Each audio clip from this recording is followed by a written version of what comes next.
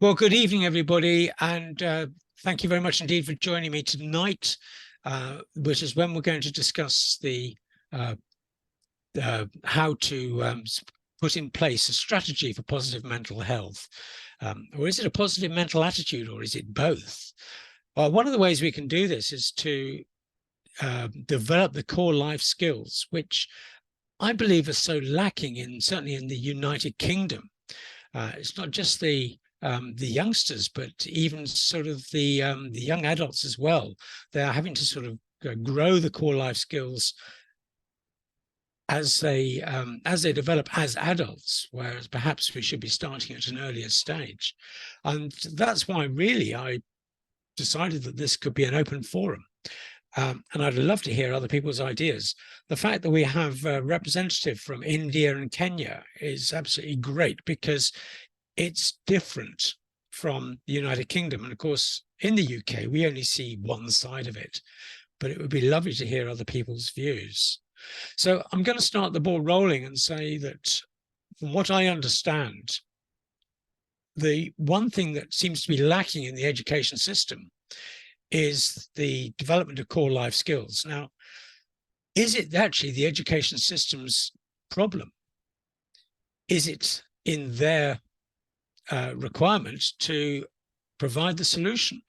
Or should we be looking at other ways of developing the core life skills? Is this a parental problem? Is this an outside of the education system problem? Is it inside the education system? And do other countries actually provide core life skills? And by core life skills, I'm talking about social awareness, social relationships, communication, resilience, tolerance, achievements, and most importantly, probably being aware of oneself and how one actually reacts. Because so many times we hear the situation of young children are going into panic mode so easily because they can't cope with everything that's happening so fast these days.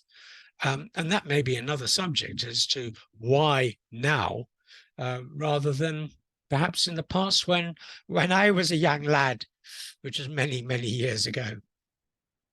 So, Faizan, what's it like in India then? So, as you mentioned about the school incorporating these life skills or core skills that needs to be imparted to the students.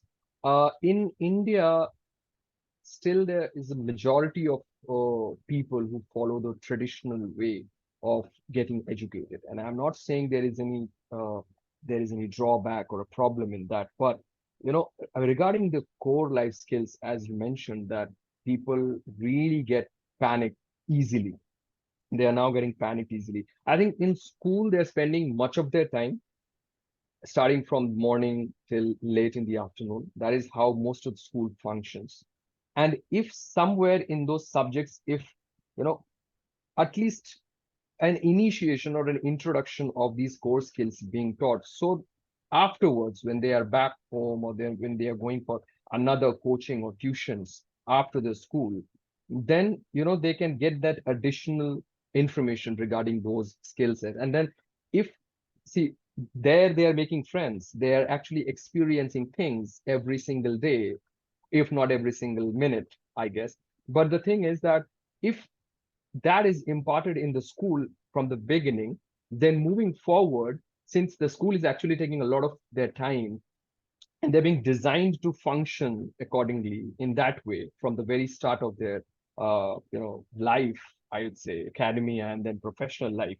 I think if that is not incorporated in the school curriculum, then the base remains, I think the base remains weak. And there are very few people who actually think of this. When it comes to parents, they are very few who are thinking about this, that we should be giving some life skills, or we should be developing this positive mindset, or some information, some education maybe we will be giving, so that the child develops this I would say skill to encounter, if they are encountering any problem, if they're facing any problem, they'll at least have that patience. At the same time, the stability to deal with it without panicking and fainting all of a sudden. So I have seen a lot because uh, I have also worked as a business development for an educational technology company as a startup. And I have seen how parents, how schools, colleges, and students, they are at times it feels very robotic, very monotonous.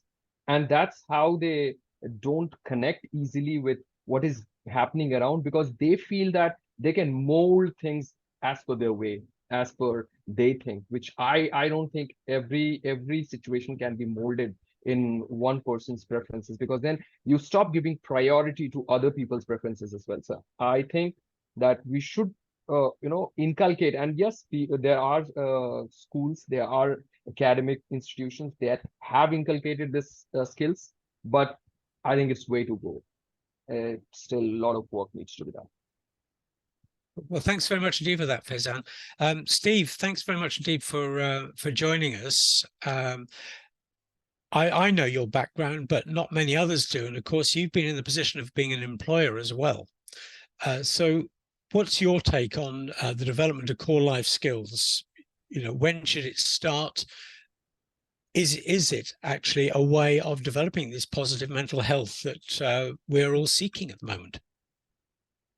So hello to both of you. As Ian's alluded to, my background, I've been in the military for 38 years, and I'm still serving. We're coming to the latter part of it, but I've done a lot of studying in behaviours, attitudes, and having seen it from being a young lad myself, joining the military at 16 years old, to where I am now, I have seen the change in psyche. And what we've said is that the society is the driving force for the change in the military. We need to recruit from society. So we need to understand society. We need to understand what those needs are, but at the same time, to determine how we put those needs into how do we have an effective military for those outputs, which is to protect the nation.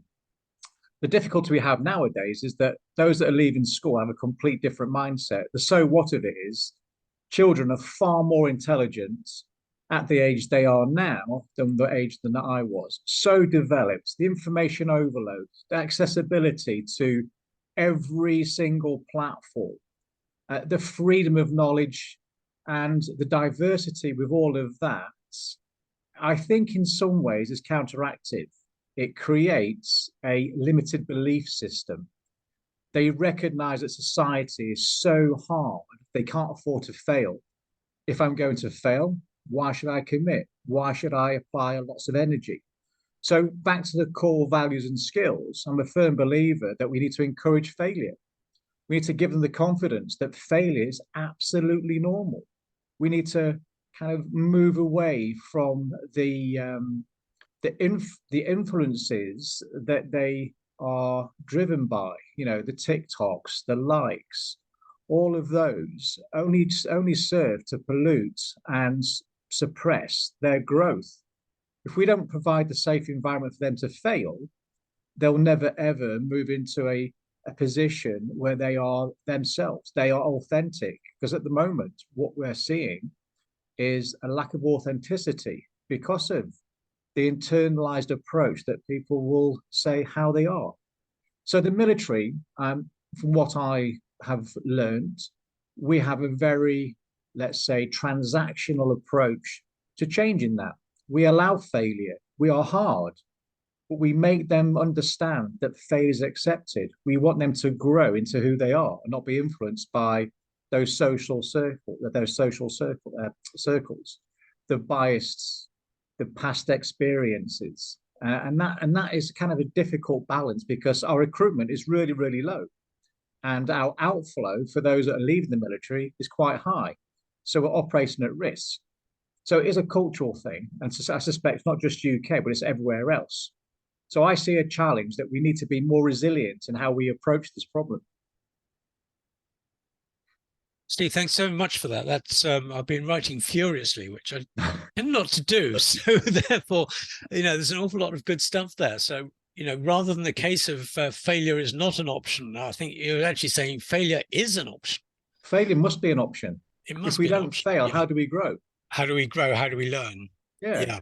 I mean, and that's what parents should be doing. They should be encouraging them. But the pace of life is so intense that people are afraid to fail because they believe that that failure then discounts them for the next step, and it's completely wrong. I mean, certainly, there are times when failure will discount you from the next step.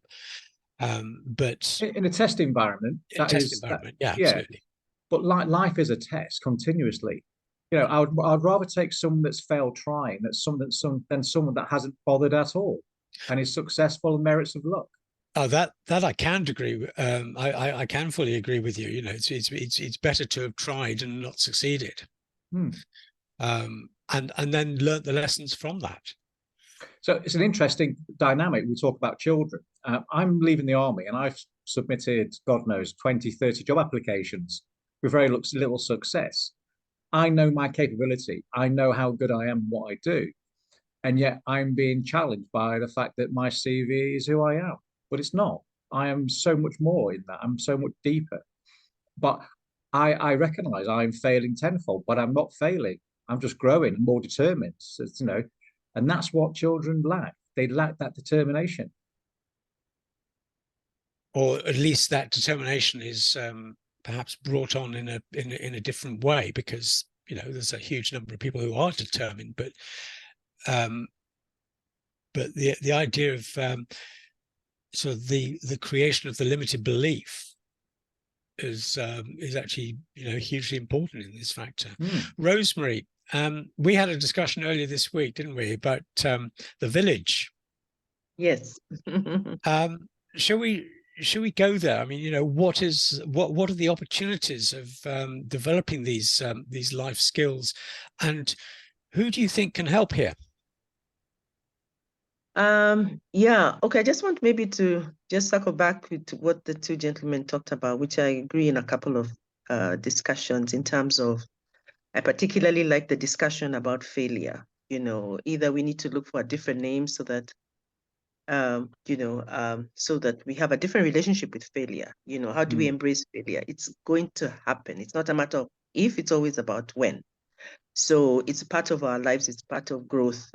It's unfortunate that we have created a society that cancels children, people for failing, right? And I think I can understand what Steve said in terms of then many young people don't want to try as a result of that. Their lives are described by just one, what do you call it? Quote unquote failure, right? So I really just wanted to agree on that. And, even when I speak to a lot of young people, I always just say, what, in terms of, I think even in terms of work interviews or even school interviews, I think the first thing you should ask is where have you failed and how have you failed and what did you learn from that failure?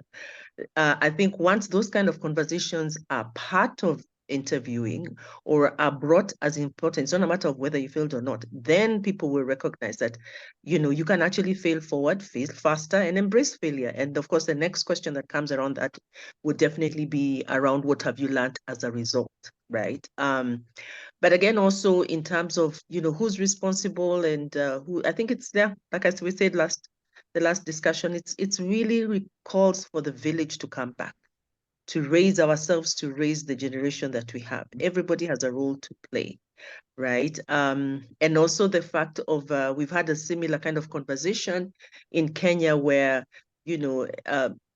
any concern about certain value issues that are seen within young people, there's always that discussion about, is it the school, is it the parents, is it the community? Who's responsible?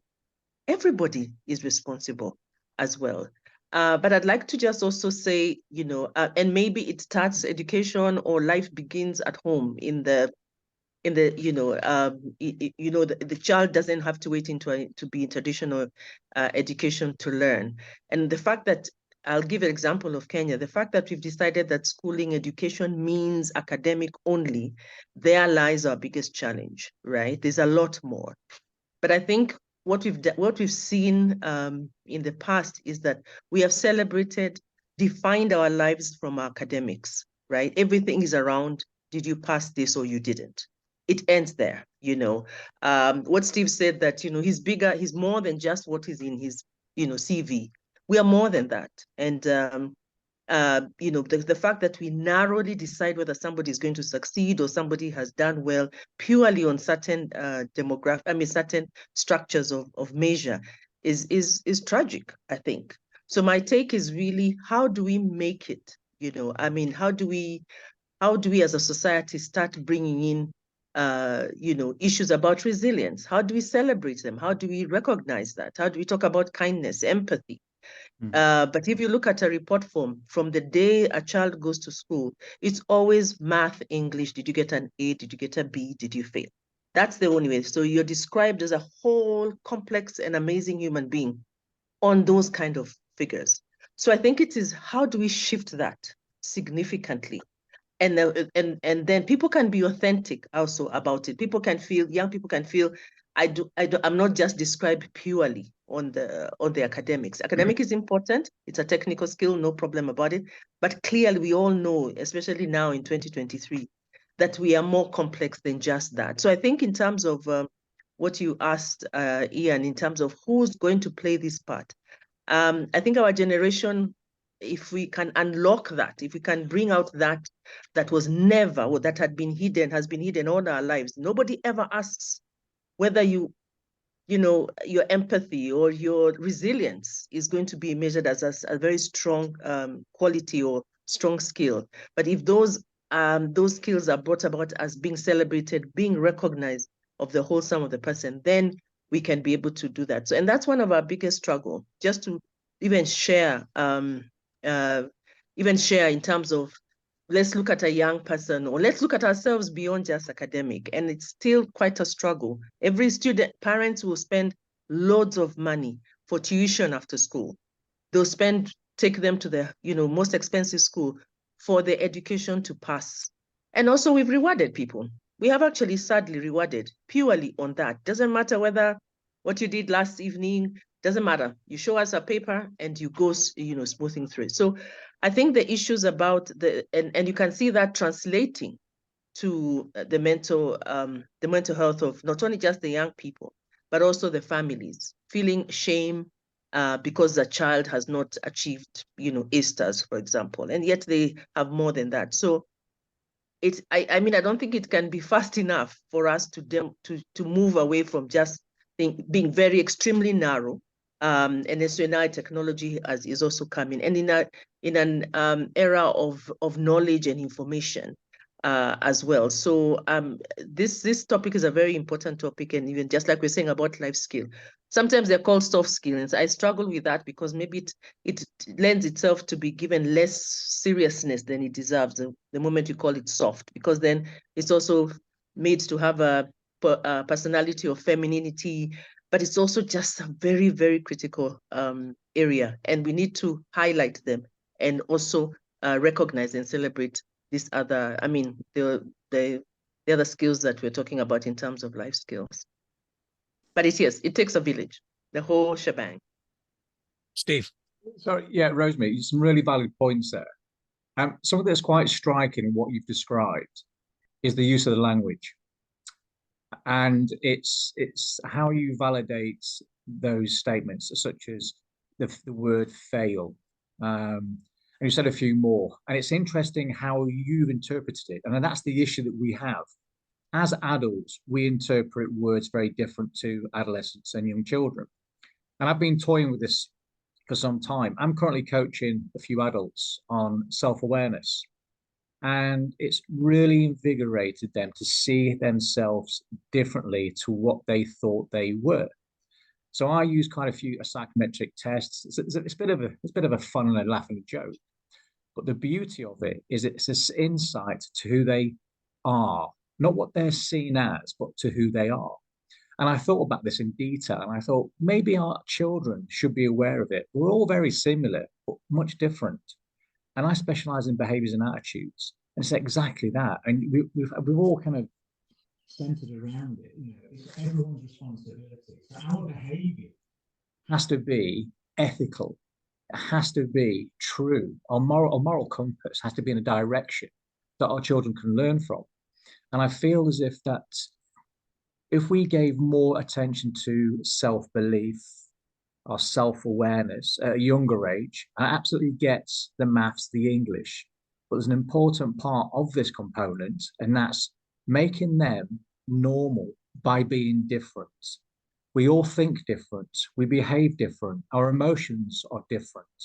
Our emotions are repressed because we come from different backgrounds and different beliefs and different behaviors. And if we can isolate that at a young age, it gives them the confidence. And Ian said before about the resilience. That's where it all starts. It's making them aware that being different is normal. Oh, thanks, Steve. I think that is very, very important, incredibly important, because it's one of the it's a lovely life paradox, isn't it? We all share one thing in common. Each and every one of us is unique. Yeah, absolutely. And so therefore, what is normal? Normal just means they've drawn a couple of lines on the bell curve, and anybody who falls within them is normal. Anybody who falls outside them is not normal. But normal we know boring. but this is one of the problems with statistics, isn't it? Yeah. It's where do you draw the boundaries? Are there boundaries? I mean, if each and every one of us is unique, there cannot be boundaries to normality. We are all, there is no normal, there is no average, which makes it, which hopefully that is one of the ways we're going with sort of the neurodiversity and things like that. And by the way, coaching works incredibly well with neurodiversity because it's working with people in their space, not trying to bring them into your space. And so that's why coaching does work so well in that sort of area. But even the context of neurodiversity means that you are diverting away from somewhere, and therefore by inference it is diverting away from normality. So what is neurodiversity? Or are we all neurodiverse, which perhaps is another ethereal question. Faizan, do you want to come back to I usually, oh, sorry, just let me add on that. When I speak to the young people that I coach, I give them an analogy of what do you call it? A jigsaw puzzle. That each piece is so different, yet so critical for it to fit as a whole. Right? And the importance of not trying to be the same shape of another, so to speak, another piece, because once we try and be somebody else, then we won't fit in where we're supposed to fit. So everybody is critical, is important, different, but part of the whole. So it's really finding yourself in your uniqueness, but you're also critical in the whole to fit in the whole, so that there is, then people can celebrate that difference, but there's a way that comes as a whole. And if we all, like we said, Steve, I think if we all are the same, it would be extremely boring. But also just using the diversity that we have, and how the whole picture then is, then it's like I said, it's a whole in humanity, right? Yeah. So, I'd like to add here something. I totally agree, and I was listening very intermittently to what Rosemary was saying, and also to Steve. And so many things coming up in my mind because I had interacted with a lot of students and college-going students and school-going students. I mean, in the last year itself, I met somewhere around 300, 400 students and associates as well, while I was giving training to associates.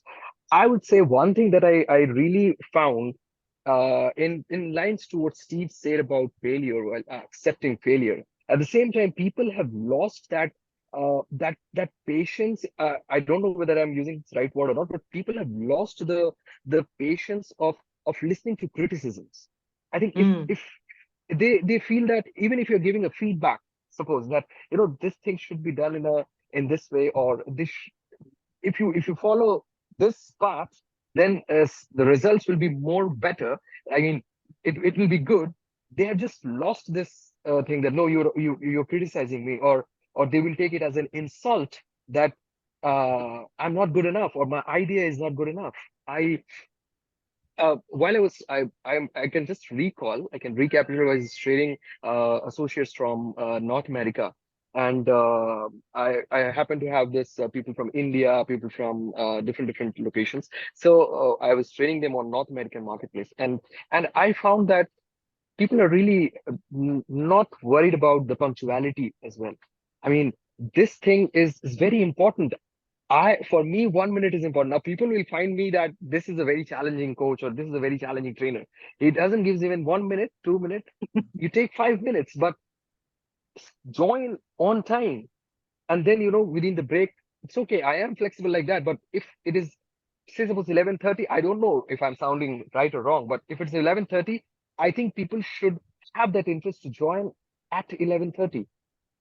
And then during the process, if you are interacting and if there's a healthy feedback, take that criticism. I don't know why people all of a sudden they just bombard. Oh my God, why I'm being said like this? And I think back in my school days when teachers used to criticize me or give me some feedback or something like that, I don't know. I mean, I just used to come back, have a discussion with my friends, with my family. That's okay. Yeah, it sort of hits you because you are giving I think the efforts that you give are doubly redoubled. Okay, but it might be better. It might be for your good, but they just fail to understand.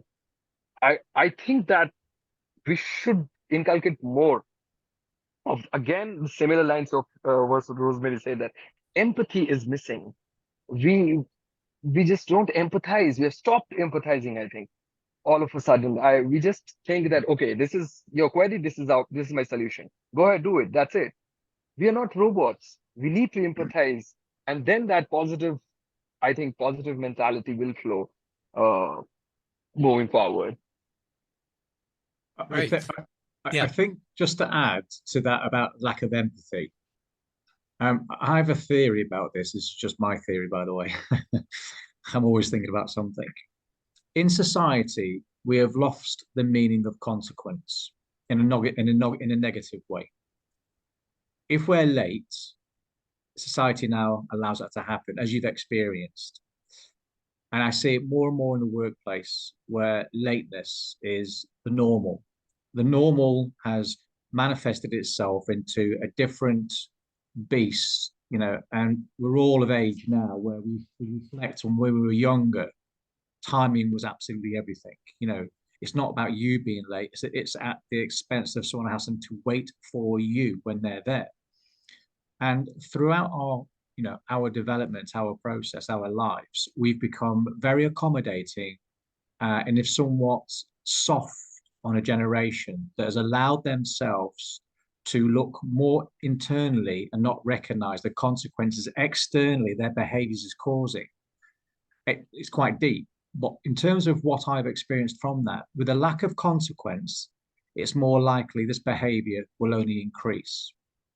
And we will not be, if we don't, I say we, I'm not looking at, having a movement, but if we don't make them aware, and this goes back to Rosemary's point, you mentioned self-aware, and my point of self-awareness, if we don't start educating again the emotion, the respect, the moral compass, the ethics, I can only envisage in 2 generations' time when their parents, they're not going to be in a good place trying to manage 2 generations beneath them because they've never learned themselves. And we see it now in terms of crime. Crime's on the rise in London, especially. And the reason being, you can question that straight away and go through what's happened to their parents. They've experienced the same issues. So I do believe that self-awareness, creating that you are unique, you're amazing, you're brilliant. And if you're the same as somebody else, there's something different. Back to the analogy of the jigsaw puzzle. There's so many different ways to approach this. And I think it's a really important part in the schooling system that we have this in place. I think that's a very interesting take on it. I mean, I'm just going back to this thing about being punctual. Both Steve and I know perfectly well, because I'm ex-military, is that if you do not do something by that certain time, lives depend on it.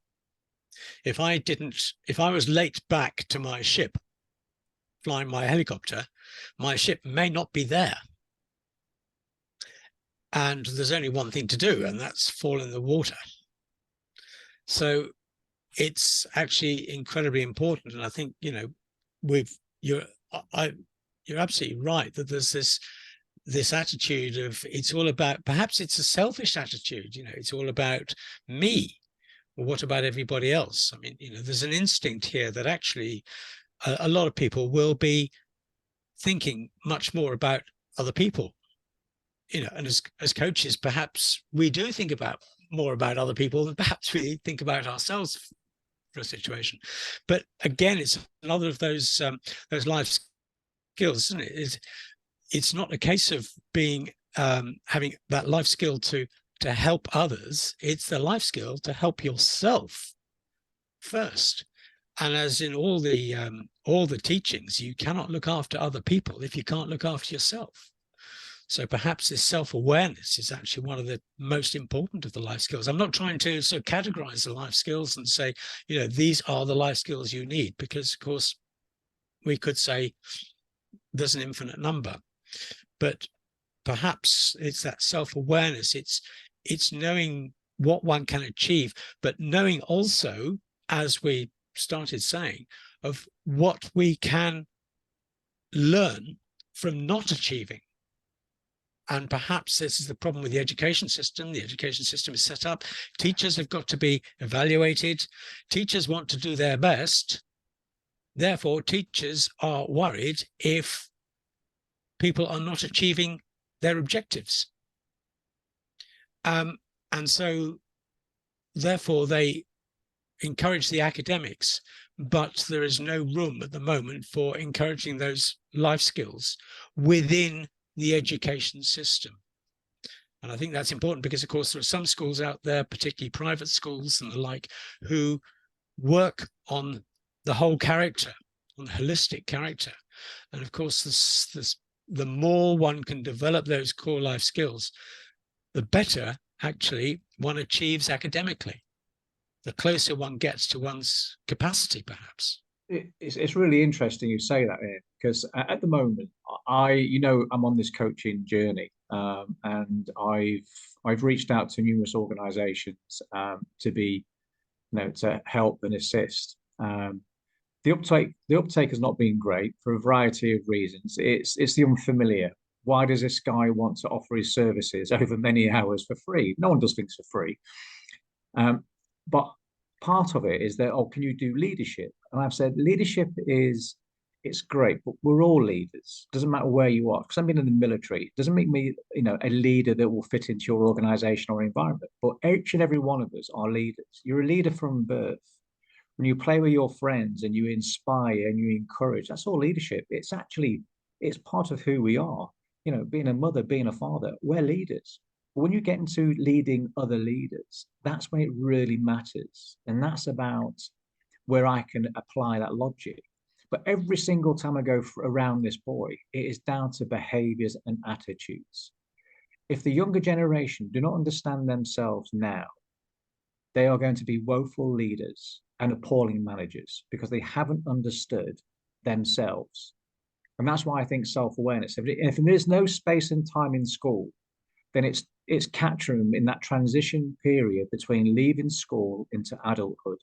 And that's the sweet spot where I think coaching will come to the fore and it will really support their journey as they go through, because they'll have experienced, the lived anxiety or the living anxiety, the transitional anxiety from a safe place like school and family into the bad world of responsibilities. And I've seen it from my own children, and I'm kind of a hard father, but hard is definitely what's needed for them because they've all prospered. I'm not saying that I used the right mechanism, but they definitely learned the hard way. So I honestly believe if we do not force the gender into that area, I think that in 10, 20 years' time, we'll see a huge difference, which will be diminishing every year as we go forward. Okay. So on that basis, hang on just a minute, Faison. On that basis, we've got we have an advert for the Royal Navy in the United Kingdom, which effectively is taking somebody saying that they were born somewhere, but they were made in the Royal Navy.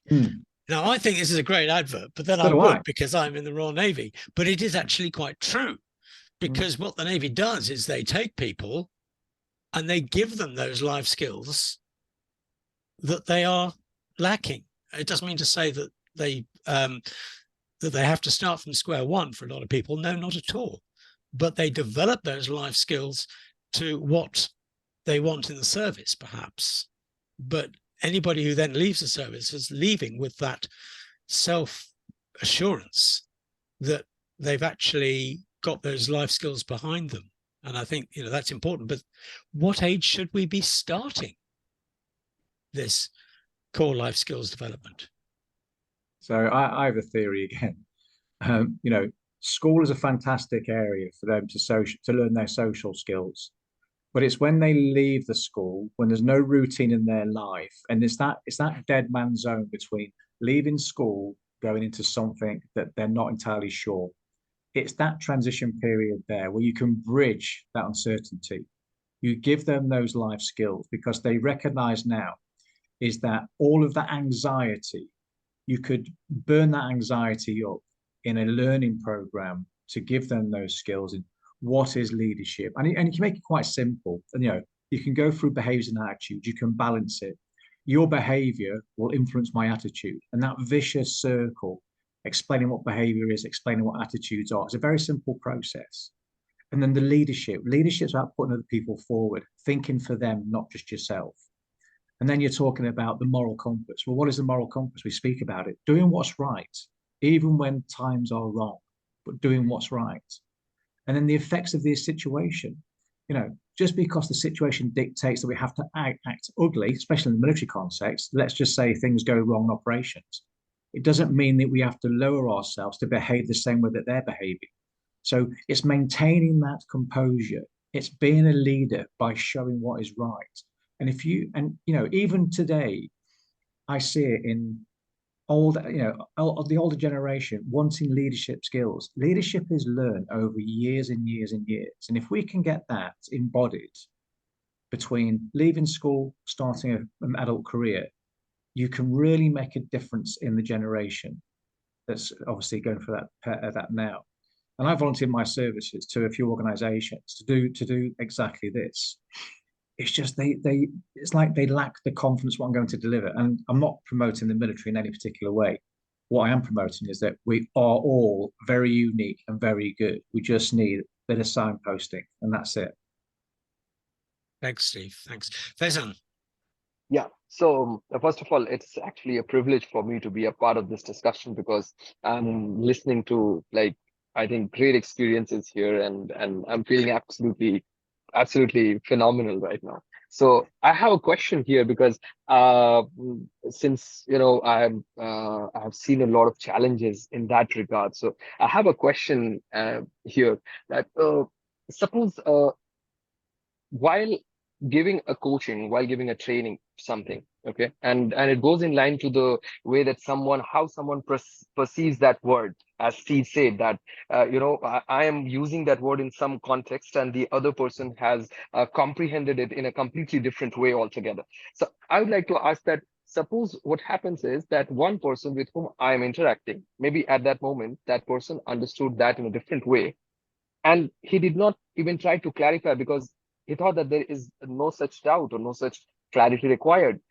I delivered that in a different way, in thinking something else, but that person took it in a completely different way. Moving forward, the actions that comes from that person, I was not expecting. Maybe, and then later on, he realized that others are doing something else and I'm doing something else. How I don't know whether this is this question, how to frame this question, but then I hope you understand how should I go on and deliver something that I want to say in a way that even the varied audience that I have gets the message. Is there any Yeah. Rosemary, do you have any ideas on this one? Wow. I mean, I was actually trying to understand the question, actually. I'll be honest about that. Okay. What I Uh-huh. understand, Faizan, from what I understand you're saying is Mhm. that basically there's been a miscommunication because what has been Yeah. said is not what has been heard. Has been received. Okay. What has been said is Mhm. not what is the way it has been received. Mhm. How does one go back to say effectively, I suppose, I'm sorry, but what you said I didn't understand, and I went off in an opposite direction. Yeah. I have. Yeah, definitely. Rosemary, then Steve. Yeah, I mean, I think it's, I think when we talk about just being self-aware, therefore being, being aware of who you are, but also opening up to the fact that it's a continuous learning. We're in a journey of learning. And therefore, the fact that you're aware that when I was listening to Ali, I thought, okay, there's this big question about active listening, just to listen first before we respond. And one of the things that I've noticed is that that's why sometimes communication can be, can go the wrong way as a result of that. But I think in terms of being in a position to recognize when something has gone wrong, and you're able to share and articulate that very clearly, I think shows a very high level of self-awareness, because it's not and I'll also use his conversation around feedback, because even when somebody is not able to do not understand what it is, or you seem to have some breakdown of communication, feedback is important. It's a very critical thing. I think we don't like to be, we say that criticism is not well embraced, but it's also the fact that it's not even humanly possible to go through life without hearing feedback, listening to what is exactly, and being open to that, listening to it and think, okay, I think this really does, there's something about that. There are certain blind spots that I have that I need. So I think, having that conversation in terms of, because conversation, I'm trying to understand, I'm trying to see how I've found myself in a situation like that, but also go back to the intent. What was my intention in that communication? What was the intention of the person or the people that I was communicating with, as well? But within also the context in which you're having these conversations. But I think that is, I struggle a lot as well also when I'm coaching, and young people tend to think I'm really talking very, impossible stuff. Everything around us shows us that, the integrity, we don't have role models, lie as much as you can, steal as much as you can to get where you want. And as a result of that, I lose connection a lot with many young people, thinking, that sounds like it's not possible in this market. In this part of the world, we really have to still borrow whatever it takes to be able to get what you want. And as a result of that, you get a certain disconnect. And even looking for role models or examples that actually it is what, including my children. You talked about the fact of being early, and I mean being on time, not early, being on time somewhere. And I'm always asked, why would you go and nobody's going to be there? And the biggest challenge is to explain that for you, it's about your role, your values, and what you stand for. You're going to keep time, but everybody else might come late. But how do you keep that kind of conversations and recognizing that this is important? The discipline gives you freedom. The discipline gives you your ability to stand for who you are.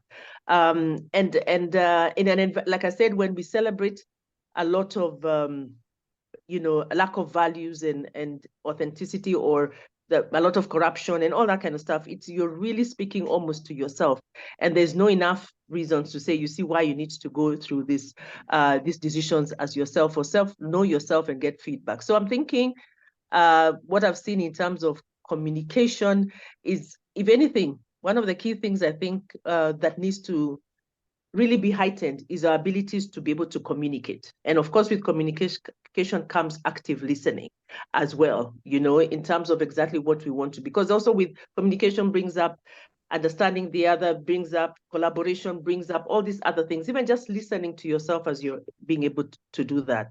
I don't know whether I've gone completely off. That's very possible. No. But yes, also another challenge of communication as well, Ali. So yeah, so that's what I would say really when I was listening to what you were saying in terms of how we usually have a disconnect, and we'll never sometimes get it right all the time, and that's okay. I think that's another thing. We might not always get it right. But I always go by my intention. What is the intention of my communication, even if there's some disconnect on communication? It's about acceptance of criticism here, isn't it? Yes. You know, how can other people learn when you say, well, actually, you know, let's have another look at this. Steve, you wanted to come in on this as well. Yeah, so I'm going to kind of answer your question on how I understood it, and it's more so an exercise of communication. And what I've learned is always value from others, irrespective if it's good or bad.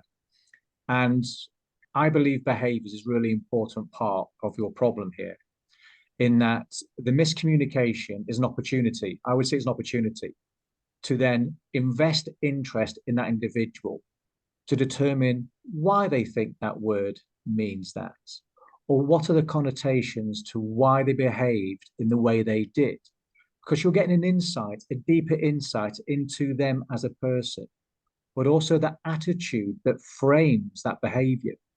Sounds really deep, but what you're doing is you're teasing out from them the way they think, and then you can center on what the word is. And I've been in a similar situation where there's been a very abrupt individual, and it's all about keeping in adult mode. That's what's really important. Is the adult, so from parenting, adult to child. So keeping it in adult mode, where they can be really intense, but you've got to stay in adult mode, period. But continue to show interest. Oh, that's fascinating. I'm really interested. Your take on the way what you think it is. That's really hard. I mean, my interpretation is taken from the dictionary. And you center something that is a common used word that is recognized in a literature. Now, their interpretation may have evolved and developed through their social circles, through their friends, and misinterpretation. But the beauty of this is that this won't be the only word that they've misinterpreted. And if you can center and they get to realize that inaccuracy, they'll most probably invest more in you as a person to continue that journey. Does that help? Yes, absolutely. I mean, I think I'm more than equipped right now for future situations. So thank you so much, Rosemary and Steve. I think I'm more than equipped. It gave me a lot of clarity here because, yeah, I think, yes, I should have thought like this, but yeah, thank you so much. Yeah. I think also, Steve, you brought up a good point there about saying, well, look, my definition comes from the dictionary.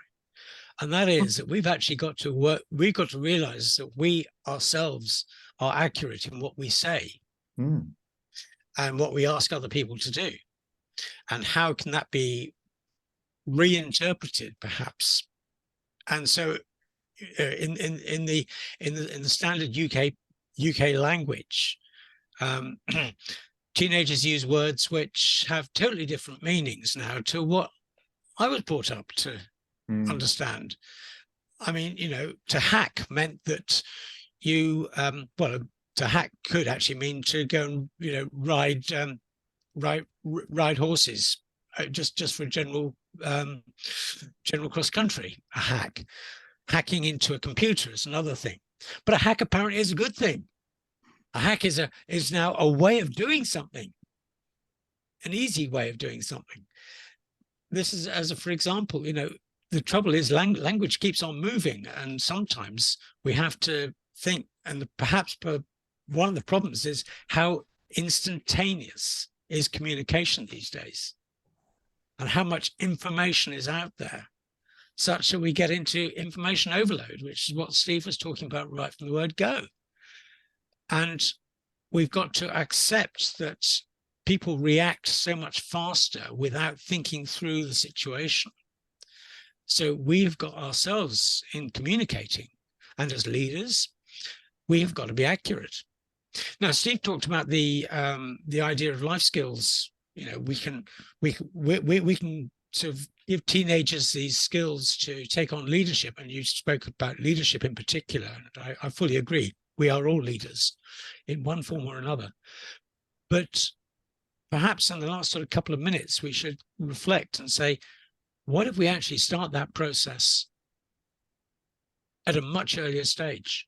What if we start that process age 4 or 5, and we grow and develop that idea of communicating and how important communication is and getting it right, how important it is to understand the social skills, and to know that as and when we have a mobile phone, which may not be age 4 or 5, maybe, but maybe not, that when somebody sends you a message, one is that it was written so fast that the sender may not have sent it as they thought.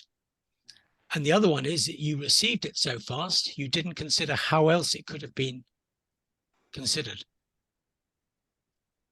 And perhaps that's one of the major factors of the mental health attitudes that people have, is because they don't communicate effectively. And when I say they don't communicate effectively, I'm not saying they're not communicating. What I'm saying is they don't pause to understand what the communication is actually saying. But then that also leads on to the standard routine with an 8-year-old, a 10-year-old who, when given a message, hasn't got the experience to say, just because they say they don't like me anymore, doesn't mean to say that tomorrow it will be different. And that is where I think there's an awful lot of the mental health aspect, which can be considered and tolerated far greater, better resilience by producing these mental health, by producing these life skills at an early age. Anybody got any thoughts on that one? Absolutely. Noting we've got a couple of minutes left. I fully agree, and it's now creating a strategy. And we're all different parts of the globe, and yet we're all having the same consensus and what we need to do. It's just now creating a strategy and pioneering that in a way that proves that change is needed. So perhaps I send this recording to the Department for Education and see whether they'll actually listen. Well, it has to start somewhere, and I think you have to take bold steps. And I'm on a crusade, and for me, I am desperate to get into that kind of coaching world because I want to provide that. I mean, Rosemary mentioned before the word unique. I think I'm unique. I'm fulfilled. I'm content. I'm completely content. I'm low maintenance. I'm minimalistic, but I love life. I want to share those skills with other people. I'm in a good place for that. But it's getting others to understand that what I want to give, and it's a closed door mentality because it's all new. I think one of the ways of doing that, which is actually going to be the subject of our next coaching support group next month, is going to be the discussion between mentorship and coaching, and whether, as in some people's ideas, they are both the same thing. No, but we know they're not. But perhaps we should consider that we are mentor coaches. Anyway, there's a lot of crossovers and similarities, and they do have this symbiotic relationship. But there is also a greater distinction between the two.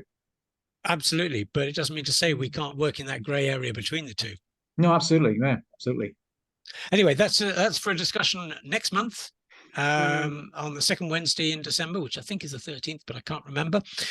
And this time we'll make sure that the appropriate emails get sent out as well. Yes. Thank you so much indeed, everybody. Quite honestly, a small select group like that, I think we had an incredible discussion, and I've been absolutely delighted to hear what you guys have been able to say, and it has consolidated for me that actually we are all on the right track. It's just that now we need to find somebody who will listen. No, thank you. Yeah. Great to meet you all. Thank Yes. you. Can I connect with you, Steve, and Rosemary somehow? I think I found Rosemary on LinkedIn, but Steve, can I connect with you Yeah, some way? sure. Yeah. How? Well, So I'll send out Okay. I'll send out emails to introduce you, and you can take it on from there. How about that? Okay, all right. sounds good. super. Yeah. Sounds Okay, good. cool. All right. Thank you. Yeah, Take care. great. Thanks, Bye-bye. gentlemen. Hey, thank you All the so best. much. Thank you so much, everyone. Thank you. Bye-bye.